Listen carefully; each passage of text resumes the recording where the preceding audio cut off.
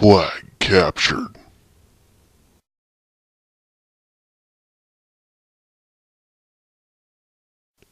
Flag returned. Game over.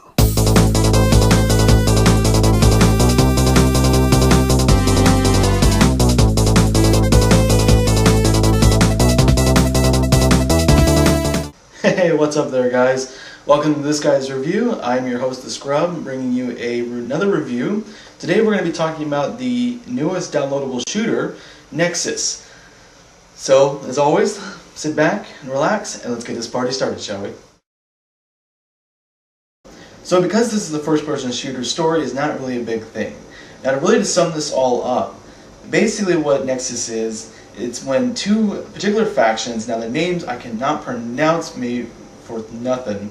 The basic I can boil it down to is these Tron people, the red guys and the blue guys, are two intergalactic factions that waged war against each other.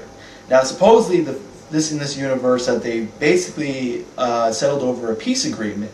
Now the only time these two waged war against each other is through an intergalactic online television show that's broadcasted everywhere, where they watch these two factions fight for the death. Now for a 1 gig download, Nexiuz is a beautiful game.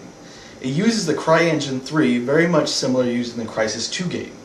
Now the stages you'll fight in will take place during basically Rocky Mountains, these very elaborate citadels, and a train station, I believe, is what I played on. So there are 8 maps to play in Nexiuz.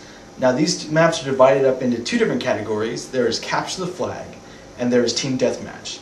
3 maps are only dedicated to Capture the Flag, and 6 game types are dedicated to Team Deathmatch. So there's no mixing and matching like you see in most first-person shooters.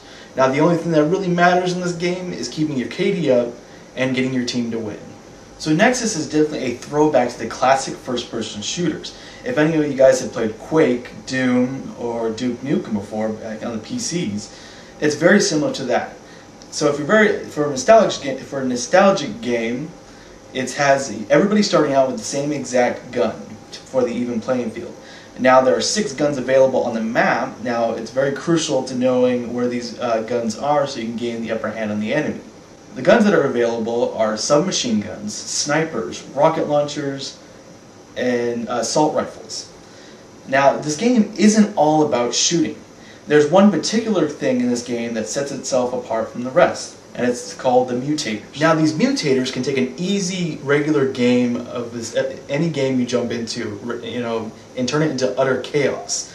There's so much mutators in this game that I haven't got to experience all of them at once.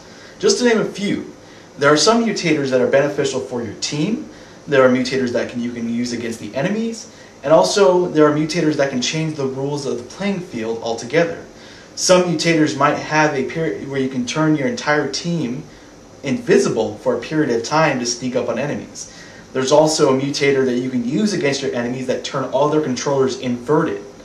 But like I said, this is just the tip of the iceberg on how many of these mutators are out there. So in my opinion, I do enjoy the game. It's fast-paced action that, it moves at such an incredible speed that not many games, especially a lot of first-person shooters, move like it today. Now there is a significant learning curve in this game that I had to learn, and I'm still learning. It might turn off a lot of people because they're so used to the regular aim down the scopes like Call of Duty and Battlefield, but it's definitely enjoyable nonetheless. So if you're having trouble trying to get a hang of the learning curve, there is a bot mode, where it pits yourself against a whole bunch of AI units that you can work together and go against with. Now the only thing about with this practice mode is stats aren't recorded. Now the game is definitely heavily on wins, losses, and KD ratio.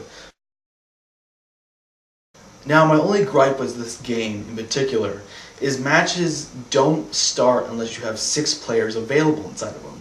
So if you're during when Xbox Live is definitely on its downtime, you're going to be waiting a while for a match to start, which can kind of get annoying when you're sitting in a lobby. So anyway guys, thanks for watching another episode of This Guy's Review. Really appreciate you guys coming out and checking out these videos.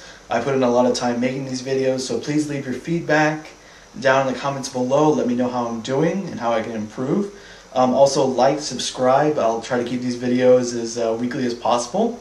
And and also our scrub highlight of the week comes up from this guy. So check this video out, and as always, this is the Scrub, signing off.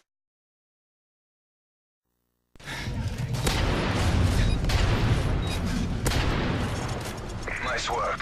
Get ready for the next one.